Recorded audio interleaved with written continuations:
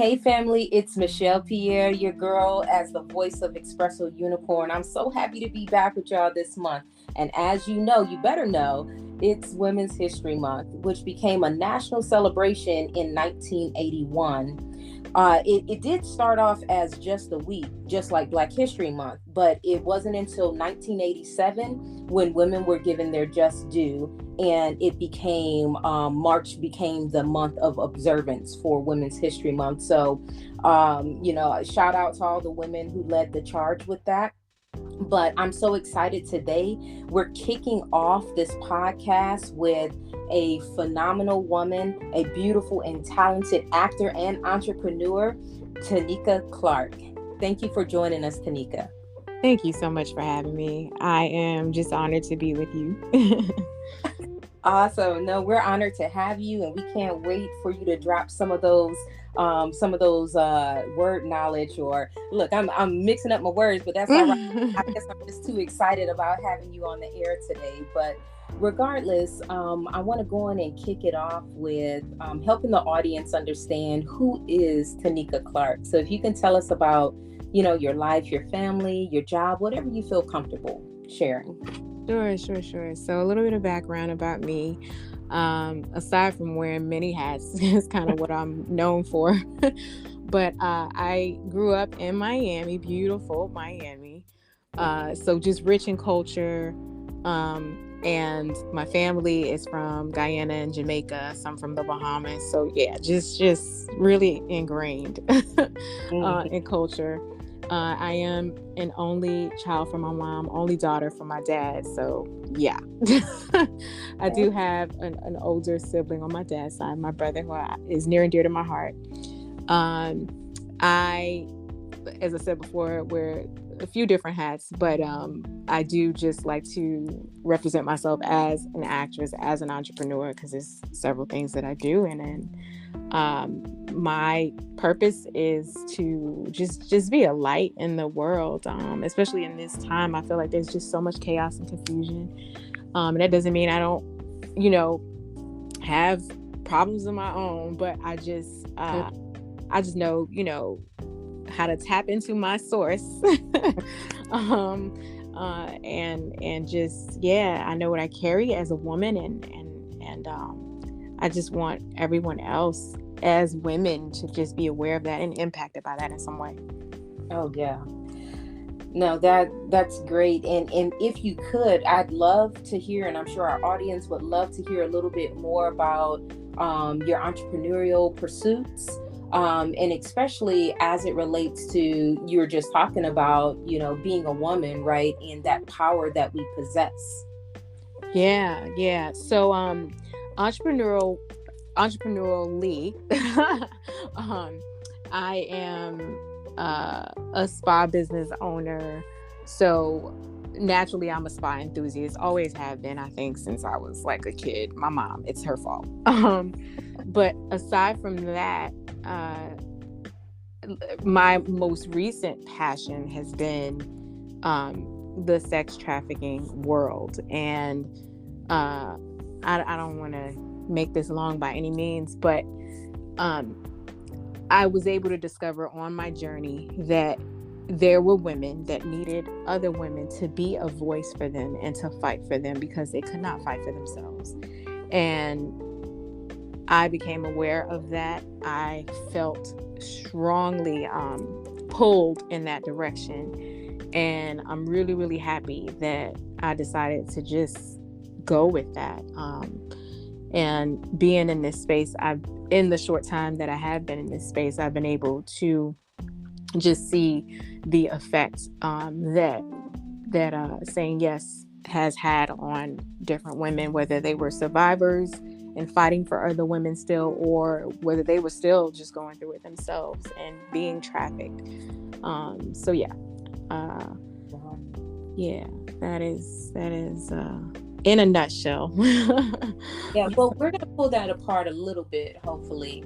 And that's one of the reasons why Espresso Unicorn wanted you on the show, right? Because we believe in being a voice for the voiceless, right? We believe and giving a platform to people who may not be elevated in the places and the spaces that they need to be. And so would love to hear a little bit more about this passion project and other passions that you may have and how you show up in that space of your passion. Yeah. So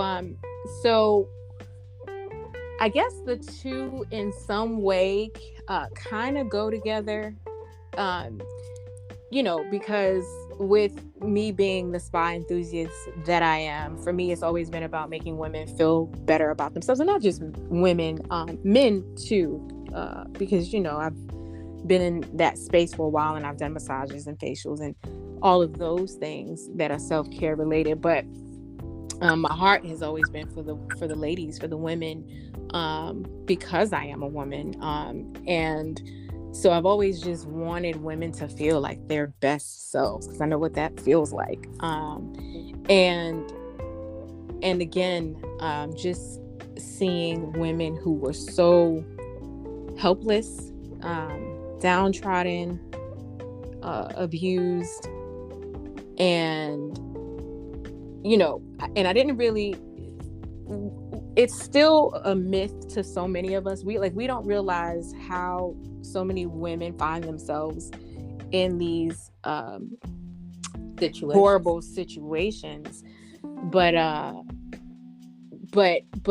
there's no black and white. It has to do with a lot of vulnerability. It has to do with greed. It has to do with so many things.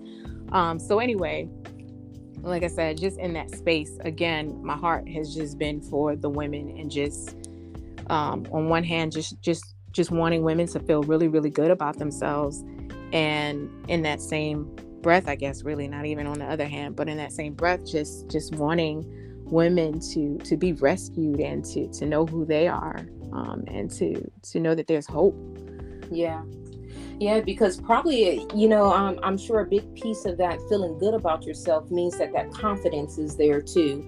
And so, as my dad would say, don't take any wooden nickels. But when that confidence isn't there, there's people who could sell you a great story that doesn't have an ounce of truth, and I'm sure that's not the only way that people get into this situation. But definitely when we are not our best selves, we're not thinking in the best manner about ourselves. Right. It's very vulnerable to predators. Absolutely. Yeah. Wow. Well, thank you. God bless you. From my perspective of doing this work and helping these women that are in this space, Yeah. So, and it's amazing that you're working in this space, and we're talking about Women's History Month. And so I kind of want to wrap that into it. So what really does Women's History Month mean to you as a woman and as a Black woman in the United States of America? I'm really happy that you asked that, because being a Black woman in America in 2022,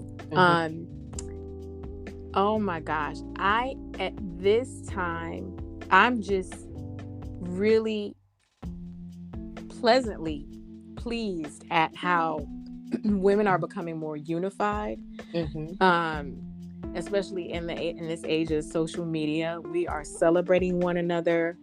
We are sharing each other on each other's platforms. Like, that is such a beautiful thing to me. We are collaborating in our businesses. We are giving each other platforms to speak on, such as this. And it is just an amazing thing to see. It has obviously evolved over time, but I'm loving what it's becoming. I'm loving the dialogue. I'm loving the support. And like I said, just the unity. It's a beautiful thing. Yeah, absolutely. So it's almost like Black women have not necessarily found their voice, right? Because we've always had a voice, but now we are using it in a manner that echoes. Yes. It resounds, it's resounding. Amazing. Okay, so we have talked about a few different things, and I am just so impressed by you and your heart and your love for women, your love for making things better and being that voice for the voiceless as well.